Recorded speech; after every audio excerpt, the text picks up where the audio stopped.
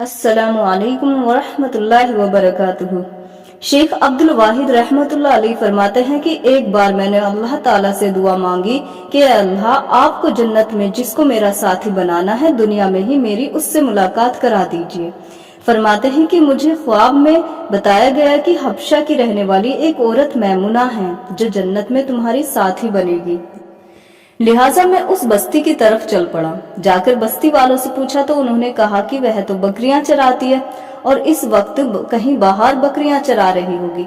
फरमाते हैं कि मैं चल पड़ा।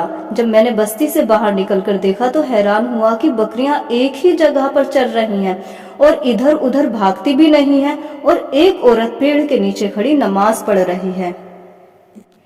जब मैंने गौर किया तो मैंने देखा कि जहां बकरियां चल रही थी वहां उस चारागाह के किनारे कुछ भेड़िए बैठे नजर आए। उन भेड़ियों की वजह से वे बकरियां कहीं बाहर नहीं भाग रही थी और एक ही जगह पर चल रही थी।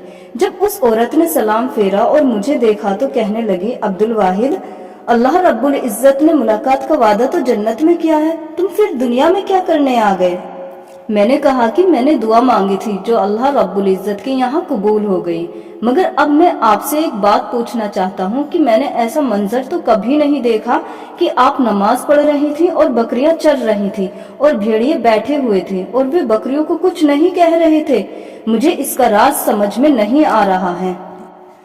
वह कहने लगी, अब्दुल वाहिद, यह बात समझनी आसान है कि जिस दिन से मैंने अपने परवरदिगार से सुलह कर ली उस दिन से भेड़ियों ने मेरी बकरियों से सुलह कर ली। मालूम हुआ कि फज़कुरूनी उज़कुरुकुम का एक मतलब यह बना कि ए बंदो, तुम मुझसे सुलह कर लो, मैं मखलूक की तुम्हारे साथ सुलह कर दूंगा। नाज़रीन, ये वीडियो आपको कैसी लगी, ये स्टोरी आपको कैसी लगी, जरूर कमेंट करके बताइएगा और अपना बेहद ख्याल रखिएगा। अस्सलामु अलैकुम वरहमतुल्लाहि वबरकातुहू।